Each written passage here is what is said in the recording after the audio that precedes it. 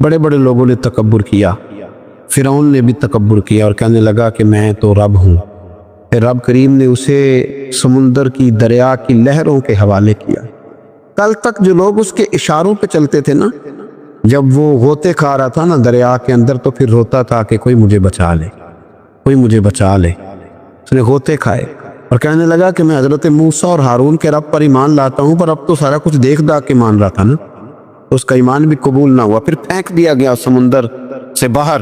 آج تک نشان عبرت بنے ہوئے ہیں یہ لوگ۔ نمرود بھی کہتا تھا کہ معاذ اللہ میں خدا ہوں، اور جب حضرت سیدنا ابراہیم خلیل اللہ علیہ السلام نے فرمایا نا کہ آسمان تو رب تو وہ ہے جو آسمانوں کا رب ہے، رب تو وہ ہے۔ اللہ تبارک و تعالیٰ نا اس متکبر آدمی کو آزماتا ہے، اسے تھوڑا سا موقع اور دیتا ہے، تو یہ سمجھتا ہے میرا روب چل رہا ہے۔ اللہ اسے آزماتا ہے، یہ سمجھتا ہے کہ دیکھا میرا جو ہے وہ میرا عصا، میرا ڈنڈا صحیح کام کر رہا ہے، حالانکہ اللہ تو موقع دے رہا۔ اور جب پھر وہ کھینچتا ہے، پھر حضور علیہ السلام فرماتے ہیں تمہارے رب سے سخت کسی کی پکڑ ہوتی نہیں۔ یہ سمجھتا ہے کہ دیکھا نا میں جیسے کہہ رہا ہوں ویسے نظام چل رہا۔ نمرود کہنے لگا میں رب ہوں، تو حضرت ابراہیم علیہ السلام نے فرمایا رب تو وہ ہے جو آسمانوں زمینوں کا رب ہے۔ کہنے لگا اچھا، اس نے نا تیر چلائے آسمان کی طرف، معاذ اللہ رب کریم کو قتل کرنے لگا۔ تیر چلائے تو اللہ نے اس کا امتحان لیا۔ تیر جب اوپر جاتا تھا تو خالی ہوتا تھا، واپس آتا تھا تو اس کو خون لگا ہوتا۔ کہنے لگا دیکھا نا، پھر دیکھا نا میں نے کیا کر دیا۔ اتنا بڑا بادشاہ، پوری دنیا پہ حکومت کرنے والا، پر مالک کی بے نیازی کے قربان جائیں، ایک مچھر ہی گھسا ہے ناک میں، اور پھر وہ مچھر نکل نہیں پایا، پھر اس مچھر نے اس کو مار ڈالا۔ تکبر والے لوگ جب تکبر کر رہے ہوتے ہیں، جب بول رہے ہوتے ہیں تو کہہ رہے ہوتے ہیں تو مجھے جانتا نہیں، تجھے میرا پتہ نہیں، وہ تو کس سے بات کر رہا ہے، یہ خبر ہے تو کس کے ساتھ گفتگو کر رہا ہے۔ اور بھائی بڑے بڑے اونچے بولنے والے، پھر اس طرح ان کی آوازیں بند ہوئی کہ کوئی ان کی سننے والا نہ ملا۔ بڑے بڑے اونچے جملے کہنے والے اس تیزی کے ساتھ خاموش ہوئے کہ پھر دوبارہ انہیں احساس تک نہ ہوا کہ ہمیں بولنا بھی آتا تھا۔ کیا حیثیت ہے انسان کی، اس بات پہ تکبر کرتا ہے۔ میرے شیخ کامل رحمۃ اللہ علیہ، میرے اصحاب رحمۃ اللہ علیہ فرمایا کرتے تھے انسان تجھے صرف 2 وقت روٹی نہ کھانے کو دی جائے تو اپنی ٹانگوں پہ چل نہیں سکتا، اور 10 راتوں کی بات نہیں، 1 رات نہ تجھے سونے دیا جائے، صرف 1 رات، تو اگلے دن تو اپنی ٹانگوں پہ کھڑا نہیں ہو سکتا۔ تکبر کس بات کا، کس بات کا تکبر؟ ایک سر میں ہلکا سا درد ہوتا ہے اور تیرا سارا وجود تجھے نڈھال کر دیتا ہے، کس بات کا تکبر؟ لیکن اس کے باوجود لوگ پھولے نہیں سماتے، باتیں کرتے ہیں تو بچ بچ کے، گفتگو کرتے ہیں تو کھول کھول کے، اور ہر تیسرا آدمی آ کر کے پوچھتا ہے کوئی حکم ہوا تو بتائیے گا، کوئی حکم ہوا تو بتائیے گا۔ تکبر صرف ایک ذات کرے گی، اور وہ ہے رب کریم کی ذات، کیونکہ وہ سب سے بڑا ہے، وہ اللہ اکبر ہے، وہ اللہ اکبر ہے۔ محدثین ایک بڑی خوبصورت بات لکھتے ہیں اس عنوان پر، وہ کہتے ہیں کہ تکبر کرنے والا یوں ہی سمجھو کہ جیسے اس نے کوئی کسی کا غلام تھا نا، تو اس نے اپنے بادشاہ کا تاج اٹھا کے اپنے سر پہ رکھ لیا تھا۔ اب جو بادشاہ کا تاج غلام اٹھا کے سر پہ رکھے گا تو پھر درے تو کھائے گا، اس لیے کہ تاج تو بادشاہ کے سر پہ ہی سجتا ہے۔ تو تکبر تو اللہ کی چادر ہے، اس لیے کہ وہ سب سے بڑا ہے۔ اب اگر کوئی شخص اس چادر کو پکڑے گا اور کہے گا نہیں مجھے بھی بڑا بننا ہے، تو پھر درے تو وہ کھائے گا، پھر آزمائش سے تو اسے گزرنا ہے۔ کبھی بھی اپنے آپ کو بڑا نہ جانے، اور ویسے بھی انسان باتوں سے تھوڑی بڑا ہوتا ہے، بڑا تو اپنے اخلاق سے۔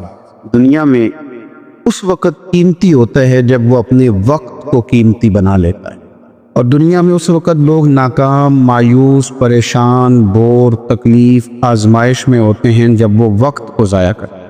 جو آدمی جس مقام پہ بھی ہے، مالک نے اسے بیکار پیدا نہیں کیا، اس کی کوئی ضرورت تھی، حکمت تھی، تقاضے تھے اللہ کی حکمت کے، پھر شخص کو پیدا کیا گیا۔ اس شخص کو چاہیے تھا کہ وہ اپنے اوپر غور کرتا کہ میں کیا کر سکتا ہوں، میں بھلا کون سی خدمت سر انجام دے سکتا ہوں، میں دین کے لیے کیا کر سکتا ہوں، قوم کے لیے، ملت کے لیے، مذہب کے لیے، نظریے کے لیے، اللہ کی مخلوق کی خدمت کے لیے میں کیا اپنی خدمات پیش کر سکتا ہوں۔ اپنی صلاحیتوں کو بروئے کار لاتا، ترجیحات طے کرتا، کام شروع کر دیتا۔ ہم ساری زندگی طے ہی نہیں کر پاتے کہ دراصل ہم ہیں کیا، ہم دنیا دار ہیں کہ دین دار ہیں، ہم کوئی سرکاری ملازم ہیں کہ تاجر ہیں، ہم بھلا ایک ویلفیئر آدمی ہیں، یا ہم بس اپنی ذاتی سوشل لائف کے قابل ہیں اور ہم طے ہی نہیں کر پاتے دراصل کیا ترجیحات کا تعین ہی نہیں کہ ہم نے کرنا کیا۔ بہت سارا وقت ضائع ہوتا ہے، بہت سارا۔ یہ ہمارے ہاں درجنوں ابحاث اور درجنوں بحثیں صرف وہ ہیں جن کا کوئی مقصد نہیں، کوئی فائدہ نہیں، کوئی ضرورت نہیں، کوئی حاجت نہیں، بلکہ اس سے الجھاؤ بڑھتا ہے۔ میرے نبی پاک صلی اللہ تعالی علیہ وسلم نے فرمایا تھا، پتہ ہے سونا اسلام کس کا ہے؟ ایک مسلمان ہے تو ہر ایک کے پاس اسلام ہے، تو پر فرمایا پتہ ہے حسین اسلام کس کا ہے؟ سونا مسلمان کون ہے؟ یا رسول اللہ بتا دیجئے۔ تو فرمایا جو بے معنی، بے مقصد اور فضول چیزوں کو چھوڑ دے وہ سونا مسلمان۔ اسلام کے حسن کا تقاضا ہے مسلمان تو سونے سونے چیدہ چنیدہ کام کرتا ہے، اس کے تو جو معاملات ہوتے ہیں وہ بڑے صاف ستھرے، اس کے جو کام ہوتے ہیں وہ بڑے اعلیٰ پائے کے۔ فضول بحثوں میں الجھنا، فضولیات میں وقت ضائع کرنا، فضول سوالات کرنا، فضول سوالات بھی دین میں منع۔ اب قرآن مجید پڑھیے تو رب فرماتے ہیں کیا تم بھی میرے نبی سے اسی طرح کے سوال کرنا چاہتے ہو جیسے اس سے پہلے حضرت موسیٰ سے کیے گئے؟ وہی رنگ اختیار کرنا چاہتے ہو؟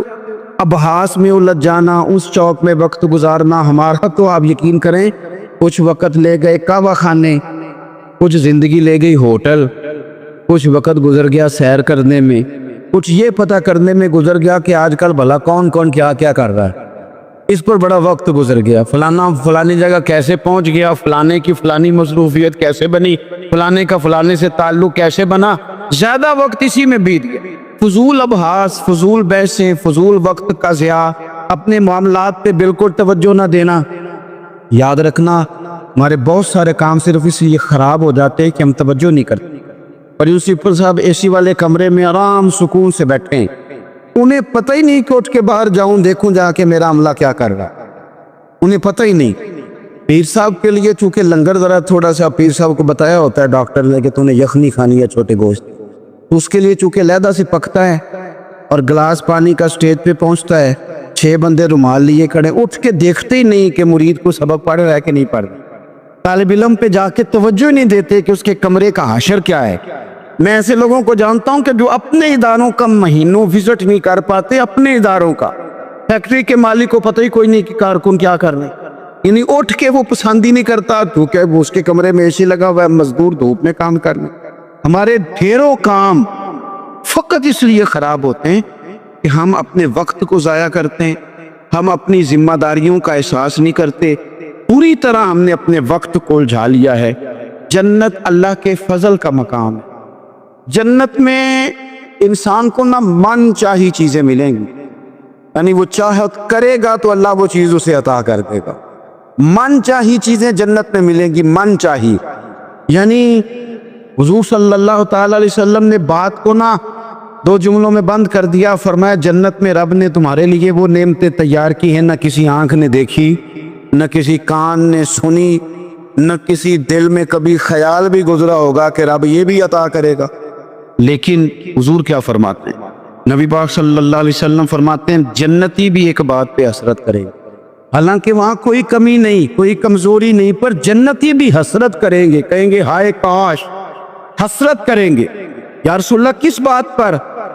تو حضور فرمانے لگے وہ وقت جو دنیا میں ان سے ضائع ہو گیا، خدا کا ذکر نہیں کر سکے، درود نہیں پڑھ سکے، جو وقت ضائع ہو گیا اس وقت پر جنتی بھی جنت میں جا کے حسرت کریں گے کہ یار یہ کیوں ضائع کیا۔ دیکھیں دنیا میں نا سب سے بندہ سمجھدار وہ ہے جسے اپنا وقت مینج کرنا آتا۔ ہم کیا کرتے ہیں، ایک چیز کو گلے لگا کے باقی کاموں سے بھی رہ جاتے ہیں۔ آج کل مجھے کاروباری ٹینشن ہے لہذا نمازیں بھی گئیں، آج کل مجھے کاروباری ٹینشن ہے لہذا ابا جی کی خدمت بھی گئی، آج کل مجھے کاروباری ٹینشن ہے لہذا حقوق العباد بھی گئے، کیونکہ کاروباری ٹینشن ہے تو لہذا کسی سے ہنس کے مسکرا کے بات کرنے والی جو نیکی تھی وہ بھی گئی۔ ایک ٹینشن ہے یہ نا، تو آپ نے سارا کچھ اسی کھاتے لگا دیا ہے، وہ تو آتی رہے گی۔ نبی پاک صلی اللہ علیہ وسلم نے 23 سالوں میں انقلاب برپا کیا۔ آپ دیکھ لیں کون سا ایسا موقع ہے جہاں سکون سے کسی نے بیٹھنے دیا، کبھی کافر بدر میں آ گئے، کبھی احد میں آ گئے، کہیں خندق میں آ گئے، کہیں خیبر میں آ گئے۔ وہ معاملہ اپنی جگہ پہ تھا تو یہاں مدینے میں یہودیوں کی سازشیں شروع ہو گئیں۔ وہ اپنے مقام پر ایک معاملہ تھا تو منافقین اندر تھے، وہ الگ سے عبداللہ بن ابی سلول کا گروپ الگ سے سازشیں کرتا تھا۔ اور ان ساری پریشانیوں کے باوجود اور جو نجی اور ذاتی دکھ تھے وہ بھی اپنی جگہ پہ قائم، کبھی حضرت ختیجہ وصال کرنی، کبھی حضور کی بڑی شہزادی کا وصال ہو گیا، حضور بدر کی فتح کر کے آ رہے تھے تو حضرت عثمان غنی نبی پاک کی شہزادی کو دفن کر کے آ رہے تھے، تدفین ہو رہی تھی۔ یہ سارے نظام دکھ بھی ساتھ رہے، اور ان سارے کاموں کے باوجود رسول پاک تہجد بھی وقت پہ پڑھتے رہے، صحابہ کو قرآن بھی وقت پہ سکھاتے رہے، رسول پاک صلی اللہ تعالیٰ علیہ وآلہ وسلم لوگوں سے مسکرا کے بھی وقت پہ ملتے رہے، حسنین کو کندھوں پہ بٹھا کے وہ والا معاملہ بھی وقت پہ کرتے رہے۔ سارے کام ساتھ ساتھ ہوتے، ہم نے ایک دو چیز کو بابو دی یہ نہیں صحیح ہو رہا لہذا سارا کچھ ہی خراب۔ اب ہمارا وقت ضائع ہو رہا بھائی، اور تیزی سے ضائع ہو رہا۔ ہم بڑے قیمتی ہیں، اپنے آپ کو قیمتی سمجھے۔ آپ دیکھیں نا ہمارے صوفیاء کہتے ہیں کہ وہ بار کچھ پہچاننا، اللہ کی معرفت حاصل کرنا، آگے بڑھنا، یہ تو دور کی باتیں۔ سب سے پہلا کام یہ ہے کہ من عرف نفسہ، اپنے آپ کو تو پہچان